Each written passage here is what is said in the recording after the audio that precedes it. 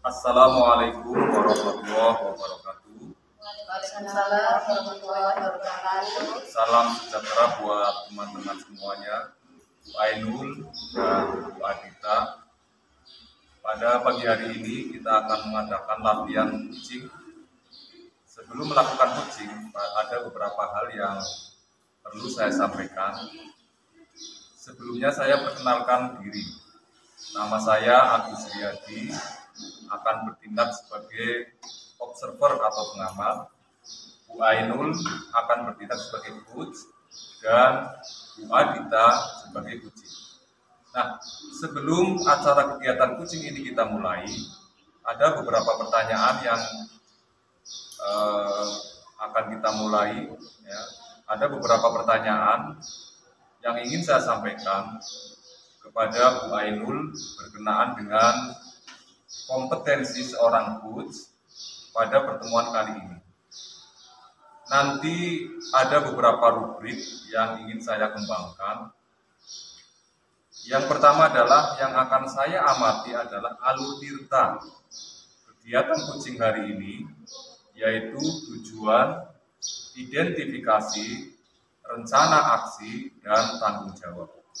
Semoga nanti dalam praktik kucing, keempat indikator ini akan tampak pada praktek kucing nanti. Yang kedua, kompetensi yang dimiliki Bu Ainul. Nah, itu rubrik yang akan saya gunakan pada pengamatan kucing kali ini. Kalau boleh saya tahu, pada kesempatan kucing ini, kompetensi kucing apa yang ingin dikembangkan, Bu Ainul? Terima kasih Pak Agus. Sebagai pengamat untuk kucing kali ini, saya akan mengembangkan kompetensi yang pertama adalah kehadiran penuh, kemudian sebagai pendengar aktif, dan yang ketiga adalah mengajukan pertanyaan yang berbobot. Jadi ada 3 ya Bu Ainul yang ingin dikembangkan pada praktek coaching kali ini. Yang pertama adalah kehadiran penuh, kemudian mengajukan pertanyaan yang berbobot, ya, kemudian pendengar aktif ya, pendengar aktif. Oh iya Bu Ainul ya. Dari ketiga kompetensi itu yang ingin dikembangkan atau yang lebih spesifik itu mana Bu Ainul? Dari ketiga kompetensi yang tadi disebutkan, yang ingin saya kembangkan adalah kompetensi untuk mengajukan pertanyaan yang berbobot. Oke. Menurut Bu Ainul, indikator dari pertanyaan berbobot itu ketercapaiannya yang seperti apa, atau yang Bu Ainul inginkan itu seperti apa? Harapan saya melalui pertanyaan yang berbobot tersebut, sebagai coach, saya bisa mengarahkan kucing untuk mendapatkan solusi dari permasalahan yang dihadapi saat ini. Kemudian yang kedua, kunci bisa menemukan ide-ide baru. Seperti itu Pak. Oke, ini sudah saya catat Bu Ainul. Berarti Bu Ainul menginginkan Bu Adita sebagai kunci bisa menyelesaikan masalah, serta dapat memunculkan ide-ide baru yang cemerlang, begitu nggih? Nggih, Pak. Oke, waktu selanjutnya saya persilakan kepada Bu Ainul dan Bu Adita untuk melaksanakan praktik kucing. Silakan. Assalamualaikum warahmatullahi wabarakatuh. Waalaikumsalam warahmatullahi wabarakatuh. Bu Ainul, Ya, Bu Dita. bolehkah saya minta waktunya sebentar? Boleh, Bu Dita. Silakan, apa yang mau Ibu ceritakan? Saya mau bercerita tentang apa yang saya rasakan akhir-akhir ini, Bu Ya, Ainul. silakan, Bu Dita. Jadi begini, Bu Ainul.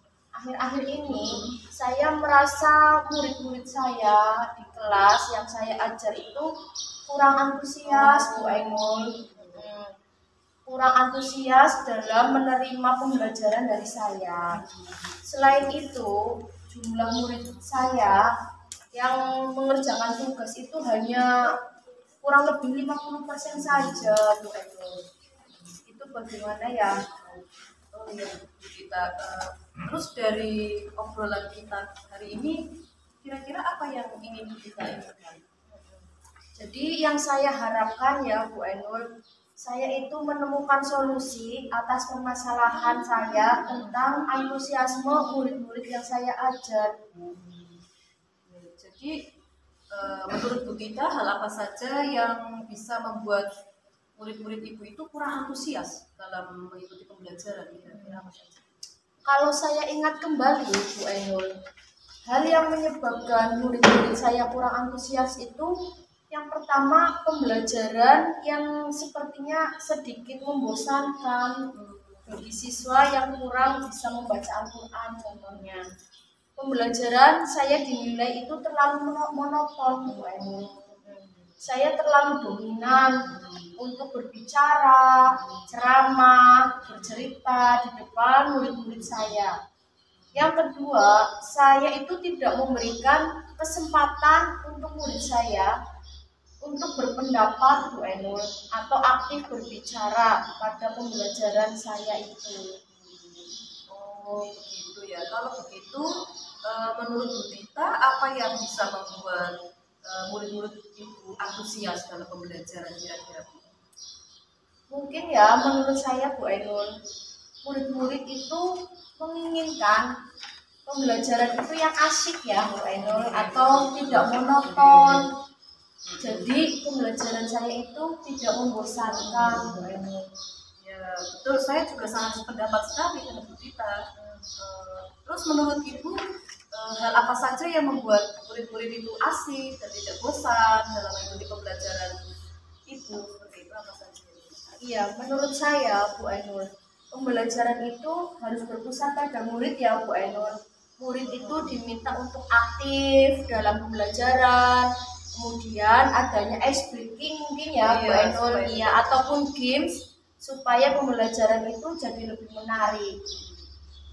Terus untuk mengenai tugas yang Ibu berikan kepada murid-murid, penyebabnya apa ya Bu? Sehingga mereka kurang antusias dalam mengumpulkan tugas atau mengerjakan tugas itu, kira-kira apa penyebabnya? Kemungkinan besar karena tugas yang saya berikan itu terlalu banyak.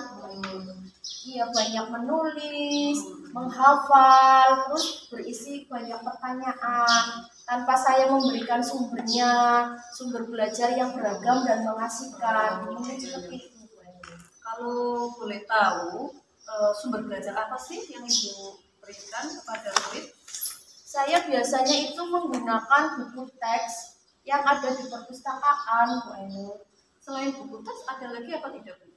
Saya pikir sih banyak ya Bu ya, sumber belajar seperti misalnya video atau artikel di blog atau mungkin tulisan ilmiah di internet ya, atau bisa kita menggunakan aplikasi yang sedang tren ya Bu, misalnya TikTok atau Reel di IG ya Bu ya.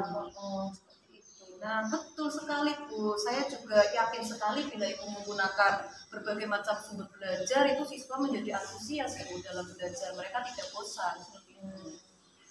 Jadi sekarang untuk yang sudah kita obrolkan, rencana apa yang akan Ibu lakukan untuk menyelesaikan masalah ini? Yang pertama, rencana saya itu merancang pembelajaran yang mengasihkan dengan menggunakan sumber belajar yang beragam Bu Ainul, seperti video di YouTube, di TikTok. Kemudian yang kedua, saya akan memberikan tugas itu mungkin yang tidak terlalu banyak ya Bu, ya, tidak seperti yang sudah saya lakukan. Kemudian bentuk tugasnya itu juga sesuai dengan minat dan bakat murid-murid saya Bu Ainul. Istilahnya saya akan melaksanakan pembelajaran berdiferensiasi, iya, sehingga murid itu tidak terkesan bosan, tetapi mereka itu memang senang mengerjakan tugas dari saya. Misalnya menggunakan bentuk bermain peran, lagu, puisi, atau mungkin laporan digital seperti itu. Wah, itu bagus sekali tuh Bu ya. Mudah-mudahan nanti berhasil ya Bu ya rencananya. Ya, amin Bu. Terus untuk selanjutnya komitmen Ibu untuk rencana itu gimana? saya itu berkomitmen ya Bu untuk selalu membuat rencana pembelajaran yang mengasihkan, menggunakan banyak sumber belajar untuk eksplorasi materi, sehingga murid-murid saya itu dapat menjalankan merdeka belajar. Saya akan membuat murid-murid saya senang dalam kegiatan eksplorasi materi Bu Ainul tanpa ada unsur paksaan. Akan saya serahkan pemilihan sumber materi belajar pada murid-murid saya. Bagus sekali itu Bu, saya juga sangat mendukung rencana Ibu. Mudah-mudahan semua berjalan lancar ya Bu ya, dan Iya, berhasil iya. sesuai dengan harapan Ibu dan permasalahan Ibu itu semua juga terselesaikan. Amin. Terima kasih ya Bu Ainul atas waktunya untuk sharing dengan saya. Mudah-mudahan kita semua bisa menjadi guru yang selalu dirindukan oleh murid-muridnya. Amin, amin. Saya jadi merasa lega Bu Ainul sudah sharing sama Bu Ainul sehingga saya mendapatkan solusi yang terbaik. Sama-sama Bu Dina, mudah-mudahan apa yang diharapkan nanti berhasil ya Bu ya. Amin. Makasih ya Bu atas waktunya. Ya, sama-sama Bu. Saya izin melaksanakan tugas kembali ya Bu. Ya, semangat Bu Ya, ya. Assalamualaikum Bu Ainul. Waalaikumsalam. Terima kasih atas praktek coachingnya oleh Bu Ainul dan Bu Adita. Luar biasa ya. Ada beberapa pertanyaan yang ingin saya sampaikan pada Bu Ainul, tapi sebelumnya saya ingin mengevaluasi dulu perjalanan praktek coaching tadi. Secara garis besar, menurut pengamatan saya itu sudah luar biasa sekali praktek coachingnya. Alur Tirta pada praktek coaching tadi sudah nampak semuanya. Diawali dari tujuan juga sudah nampak, ya, kemudian identifikasi masalah juga sudah nampak sekali di situ, kemudian rencana aksi dan tanggung jawab juga sudah nampak dalam praktek coaching tadi. Kemudian Bu Ainul,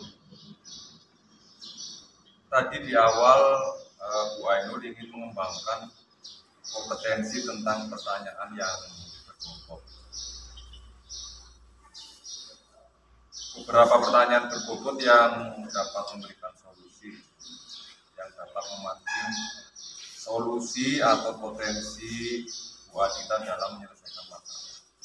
Pertanyaan untuk Bu Ainul, apa yang menjadi indikator ketercapaian pengembangan pertanyaan yang berbobot yang tadi sudah nampak, yang masuk indikator pertanyaan berbobot yang tadi sudah diajukan kepada Bu Adita itu seperti apa? Ya, tadi sudah nampak pertanyaan yang berbobot ya Pak ya. Di antaranya harapan Bu Adita untuk bisa menyelesaikan permasalahan yang sedang dihadapi. Kemudian Bu Adita juga sudah mulai memunculkan ide-ide baru, ide-ide yang cemerlang ya. Di antaranya adalah pengembangan kegiatan dalam pembelajaran. Tadi sudah nampak beberapa ide baru dari Bu Adita. Salah satunya adalah mengembangkan pembelajaran berdiferensiasi, kemudian mencari sumber belajar yang beragam, kemudian memberi tugas kepada siswa sesuai dengan minat dan bakatnya seperti itu. Ya. Nah, Bu Ainul, ya.